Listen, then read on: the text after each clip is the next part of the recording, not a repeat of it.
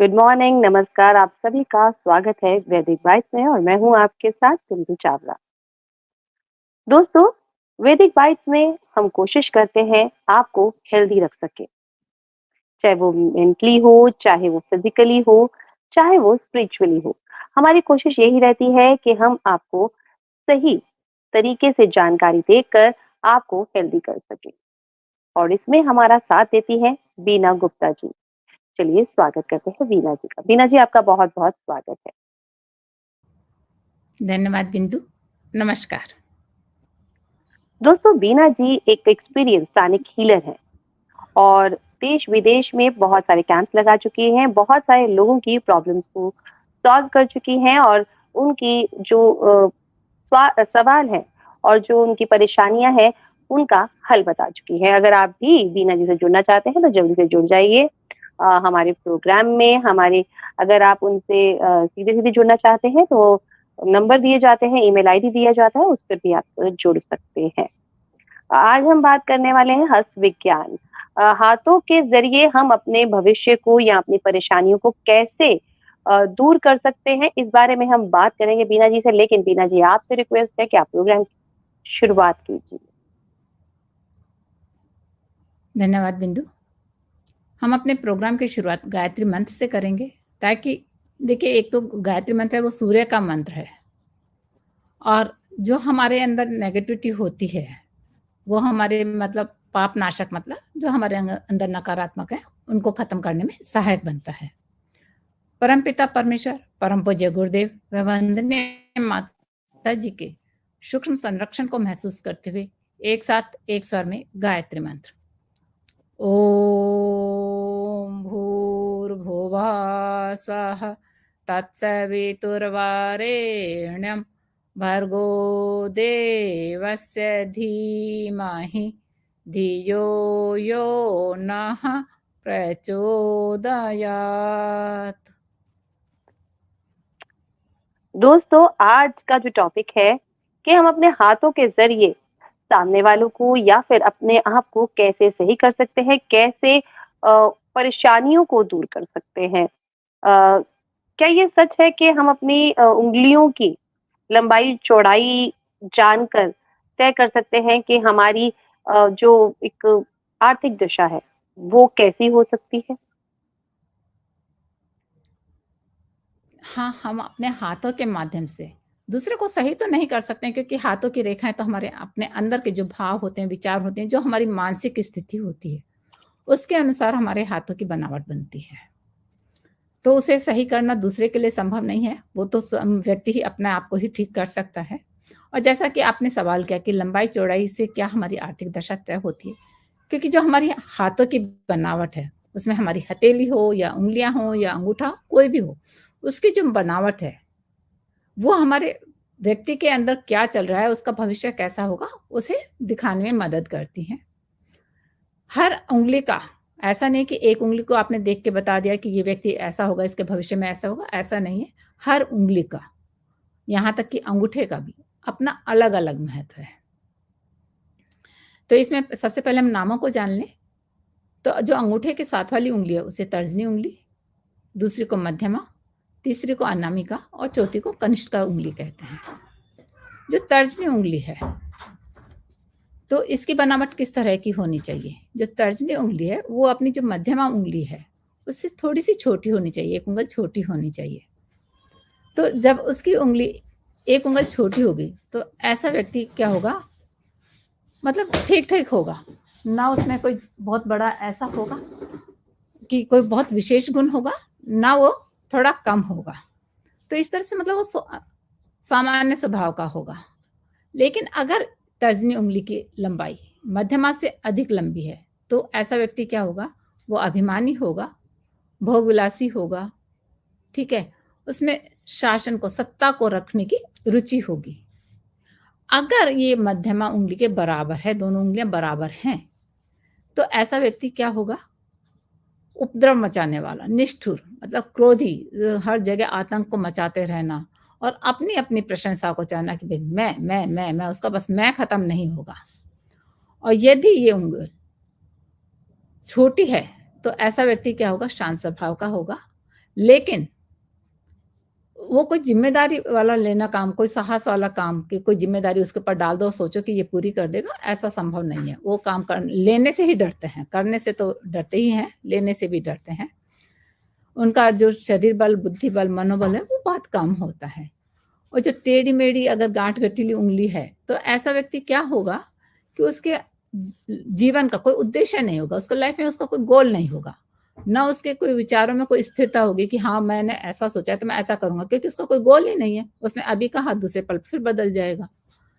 तो ऐसे व्यक्तियों की क्या है कि अगर वो दूसरे व्यक्ति के ऊपर कोई जी। इम्प्रेशन डालना भी चाहें, तो नहीं डाल सकते। तो हम ऐसा तर्जनी उँगली को देखकर कुछ अंदाज़ा लगा सकते हैं कि इसका मतलब ये व्यक्ति किस स्वभाव का होगा। और अगर हम मध्यमा उँगली की बनावट की बात करें, तो इसकी जो लंबाई है, वो हमारी जो हथेली की लंबाई है, ठीक है? उससे 1/8 गुनी होनी चाहिए, ठीक है? इसका मुझे ज़्यादा ज्ञान नहीं है, जो कि मैं बता सकूँ कि इसका गुना कैसे करेंगे, और यहाँ बताना भी शायद मैं इसको एक्सप्लेन भी करना चाहूँगी तो समय हमारे पास में बहुत कम है। तो ऐसा व्यक्ति क्या होता है, औसत श्रेणी का होगा, लेकिन इस अनुपात से अगर कुछ बड़ी है, तो वो एकांतवासी होगा, उदासी होगा और उसका हमेशा उसको भ्रम एक का बना रहेगा कि ऐसा हो सकता है, ऐसा हो सकता है, मतलब उसको भ्रम बना रहेगा, कोई मेरे बारे में कुछ सोच रहा होगा, वो भ्रम में जिएगा। अगर इससे अधिक लंबी है, तो उसकी इच्छा शक्ति क्या होगी? कमज़ोर होगी, उसकी विल पावर बहुत कम होगी। तो सॉरी उसके अंदर मतलब क्योंकि उसके अंदर अपनी विल पावर नहीं है, तो उसके अंदर काम करने की भी इच्छा शक्ति नहीं होगी और ना अपने आप को खुद को स्वस्थ रहने की क्षमता होगी। अगर ये मध्यमा उँगली छोटी या अनामिका के बराबर है, तो ऐसा व्यक्ति क्या होगा? गंदा व्यवहार करने वाला होगा, गंदे विचार रखने वाला होगा, मतलब बहुत छोटी-छोटी सी कहते हैं ना चिंदीपना दिखाता है, हमारे देश भाषा में कहते हैं चिंदीपना दिखा रहा है, तो ऐसा व्यक्ति होगा और ऐसा व्यक्ति क्या होता है? जुआरी, सट्टेबाज़ी भी हो सकता है।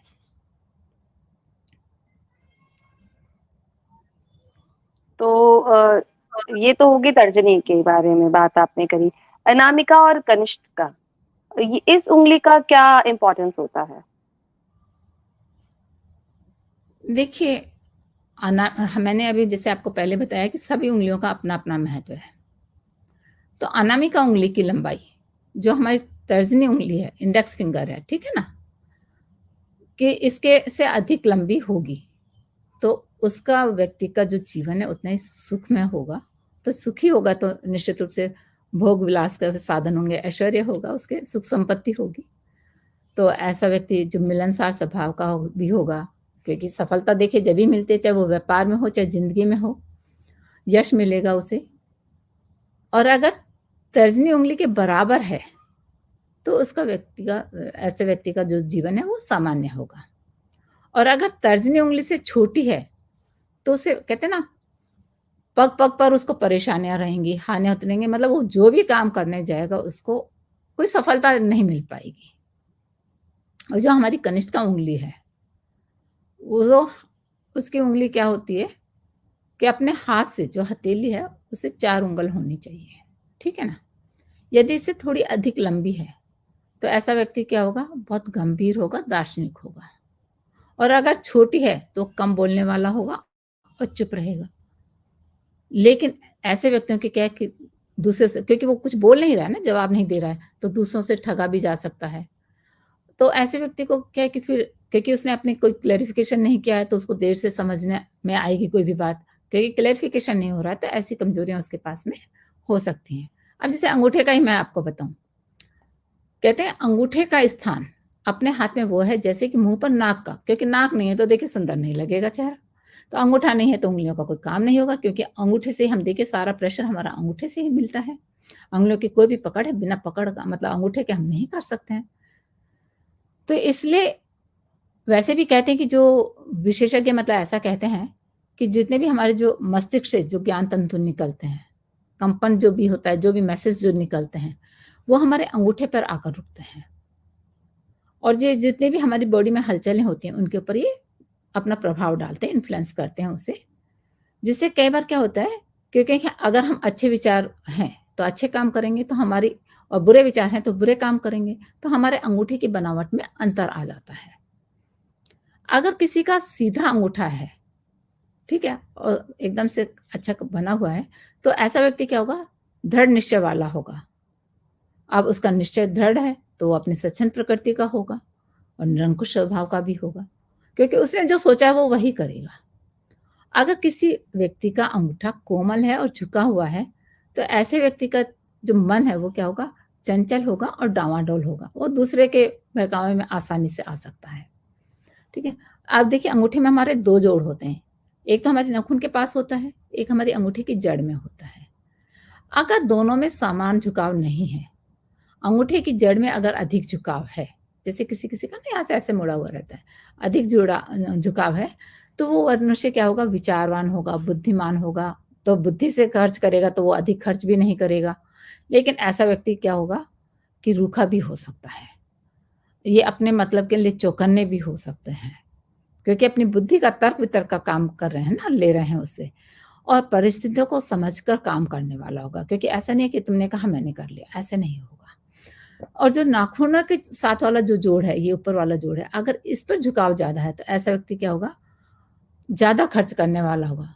दूसरों के लाभ के लिए अपनी हानि को भी वो सहन कर लेगा, भावुक होगा और सीधा होगा। अगर थोड़ा झुकाव है, तो उसके अंदर आत्मविश्वास होगा, विपत्ति कोई परेशानी भी आ गई है, तो उसमें धैर्य रहेगा। लेकिन धैर्य है तो क्या करेगा? वो मौके की तलाश करेगा और जब मौका आएगा तो शत्रु से अपना बदला लेने का उसका भाव अधिक हो जाएगा, ठीक है? अगर झुकाव थोड़ा ज़्यादा है, तो ऐसा व्यक्ति डरपोक, चापलूस होगा, उसके अंदर घबराहट भी अधिक रहेगी। इस तरह से हम अपने अंगुलियों के और अंगूठे की बनावट से किसी व्यक्ति के स्वभाव को समझ सकते हैं। ये तो हो गया स्वभाव का, कि हमने बहुत बार सुना है कि अंगूठे से हम अपने भविष्य को भी जान सकते हैं। क्या ये संभव है? हाँ, देखिए हम अपने चाहे अंगुलियों की बनावट हो, चाहे अंगूठे की बनावट हो, हथेलियों की बनावट हो या इनके में जो रेखाएँ हैं, जोड़ हैं, उनमें हो, इन सभी से व्यक्ति के भविष्य का भी पता लगता है, क्योंकि इसी में कहते हैं कि हमारा भविष्य हमारे हाथ में हमारा भविष्य है। तो हाथ में भविष्य कैसे है? क्योंकि एक तो सबसे पहली बात है कि हाथ हमारा कर्म करते हैं, तो जैसा हम कर्म करेंगे, वैसे ही हमें फल मिलेगा। दूसरी बात है कि हमारे हाथ की रेखाएँ हमारे अंदर के परिवर्तन को बताती रहती हैं। जो अंदर हमारे भविष्य में क्या आने वाला है या भूत में क्या हो चुका है, अगर वो पूर्ण रूप से समाप्त नहीं है, तो इसको देखकर ये कोई बता भी सकता है, कोई अधिक जानकार व्यक्ति होगा कि इसके भूत में क्या हो चुका है। भविष्य तो वो बता ही देगा और वर्तमान तो अ, आसानी से बता सकता है वो, लेकिन इसके लिए बहुत जानकार व्यक्ति की चाहिए। तो अंगूठे को 3 भागों में बाँटा जा सकता है, जैसे अंतिम सिरा हम जिसको पोरवा कहते हैं, ये व्यक्ति की इच्छा शक्ति का स्थान है। बीच का स्थान जिसमें ये गाँठ या मोड़ होता है, वो विचार शक्ति का स्थान है और अंगूठे की जड़, जिसे पहली गाँठ कहेंगे, ये प्रेम की का स्थान है, प्रेम शक्ति का स्थान है। इनमें से स्थान की कोमलता, कि कौन-सा स्थान कोमल है, स्वच्छ है, सुदृढ़ है, उसको देखकर उसकी शक्ति का पता लगा सकते हैं कि ऊपर वाला है, बीच वाला है या जड़ वाला है, ठीक है ना? यदि कोई-सी भी जगह इन तीनों में से फटी हुई है, सिकुड़ी हुई है, रूखी है, दुर्बल है, भद्दी है, देखने में अच्छी नहीं लग रही है, तो उस स्थान की शक्ति क्या होगी फिर? कम होगी निश्चित रूप से, निर्बल होगी, अस्त-व्यस्त होगी। अगर पूर्व का जो मध्य भाग है, ठीक है ना, ये जोड़ वाला, ये अगर वो उसका छोटा और हल्का होना चाहिए, नहीं तो क्या होगा? व्यक्ति झगड़ालू होगा, तो झगड़ालू होगा तो क्या होगा? वो कुछ-कुछ बोलता रहेगा, क्रोधी होगा, जिद्दी होगा। इसलिए अंगूठे का जो बीच का भाग है, वो मोटा, भारी और मजबूत होना अच्छा माना जाता है। जो अंगूठे की जड़ है, वो प्रेम का स्थान है, इसलिए ये सीधा और भरा हुआ होना चाहिए। यदि जड़ ऊबड़-खाबड़ होगी, ठीक है? टेढ़ी-मेढ़ी होगी तो ऐसा मनुष्य क्या होगा? क्षण भर में रुष्ट हो जाएगा, क्षण भर में तुष्ट हो जाएगा। कहते हैं ना, क्षण-क्षण में ये तो बदलता है, ना इसका हँसने का पता, ना रोने का पता, कि कब हँसेगा, कब रोएगा, क्योंकि कब वो गुस्सा करेगा, कब वो हँसेगा, उसका ऐसा कुछ नहीं पता। उन्हें पल में दोस्ती करने में और पल में दुश्मनी करने में कोई देर नहीं लगती है। और अगर जड़ की मोटाई के बीच के भाग से डोरी है, मतलब ये जो हमारा बीच का भाग है, इससे टेढ़ी है, मतलब 1.5 गुना ज़्यादा है, तो औसत प्रेम होगा, मतलब ठीक-ठाक प्रेम होगा। तो और अगर ये इसकी मतलब जो जगह है, लंबाई चौड़ाई या इसका बनावट है, इससे कम और ज़्यादा होगी तो उसी अनुपात में उसका मतलब प्रेम चलेगा। जैसे पहले बताया, क्योंकि प्रेम का केंद्र है ना? तो लंबा और समान आकार वाला, अगर उसका अंगूठा है जो लंबा और समान आकार वाला होगा, तो ऐसा व्यक्ति क्या होगा, उसके अंदर बहुत बुद्धि होगी और चतुरता भी होगी साथ में। लेकिन छोटा, मोटा और बेडौल अंगूठा होगा, तो ऐसा व्यक्ति क्या होगा, कहते हैं ना, निरा मूर्ख है, बहुत क्रोधी है। ऐसा मतलब वो मूर्खों की गिनती में आएगा। और अगर किसी का अंगूठा नकुला है, वैसे देखने में वो सुंदर लगता है, लेकिन अगर अंगूठा नकुला है, तो ऐसे व्यक्ति का स्वभाव क्या होगा, चंचल होगा, उसके विचारों में अस्थिरता रहेगी और मतलब उथलापन रहेगा कि वो क्या कहेगा, उसके मतलब उसकी बातों पे विश्वास नहीं कर सकते हो आप। अगर पोरवा मोटा है, ठीक है ना? या हमारा पोरवा मोटा है, तो ऐसा व्यक्ति क्या होगा कि जिद्दी और हठी होगा, ठीक है? अगर बीच में पतला है, तो ऐसा व्यक्ति क्या होगा, स्वार्थी होगा, रूखा होगा, निष्ठुर प्रकृति का होगा। अगर पोरवा बहुत मोटा, चौड़ा, भारी, फटा हुआ, कटा हुआ ऐसा है, तो मनुष्य कह सकते हैं कि बहुत ही भयंकर होता है। मतलब वो क्रोध में, अपने गुस्से में पागल हो सकता है, दूसरों का कत्ल और आत्महत्या भी कर सकता है। लेकिन ऐसा नहीं है कि अंगूठे की तीनों स्थितियों की, मतलब पूर्वा, मध्य और जड़ को देखकर, तीनों स्थानों को, बनावट को देखकर, उनके स्थानों को देखकर कि कैसे, उस पर विचार करके ही किसी परिणाम पर पहुंचना चाहिए कि इस व्यक्ति का भविष्य कैसा होगा। आधे अधूरे ज्ञान से हमें किसी के व्यक्ति के भविष्य को नहीं समझना चाहिए।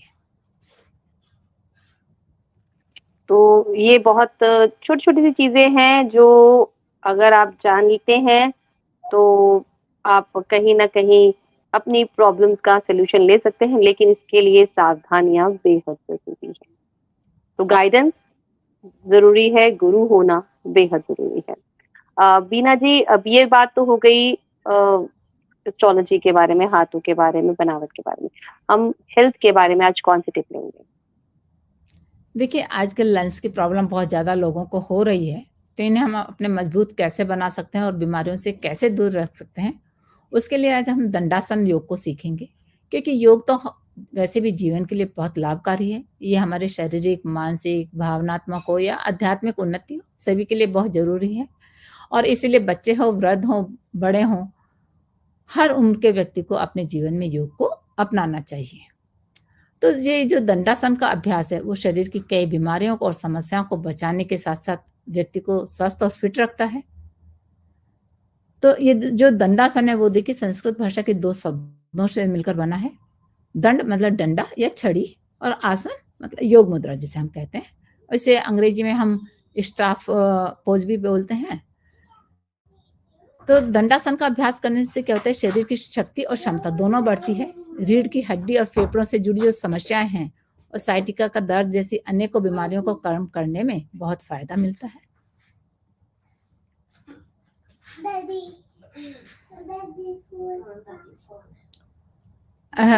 बिंदु, आपकी आवाज नहीं आ रही है। जी, ये तो हो गई कि आपने हमारी हेल्थ को बहुत अच्छे से कर दिया और छोटी-सी टिप देकर दोस्तों, अगर आप सीख सकते हैं, तो योग आपके जीवन को निरोगी बना सकता है। बीना जी, आप आए उसके लिए बहुत-बहुत शुक्रिया। धन्यवाद बिंदु, नमस्कार। दोस्तों, छोटे-छोटे उपाय और छोटी-छोटी तरकीबें हमारी ज़िंदगी को अगर अच्छा बना सकती हैं, सफल बना सकती हैं, सुखी बना सकती हैं, तो उसमें करने में कोई हर्ज नहीं होता। लेकिन गुरु होना और कहते हैं ना सावधानियाँ होना, वो बेहद ज़रूरी है।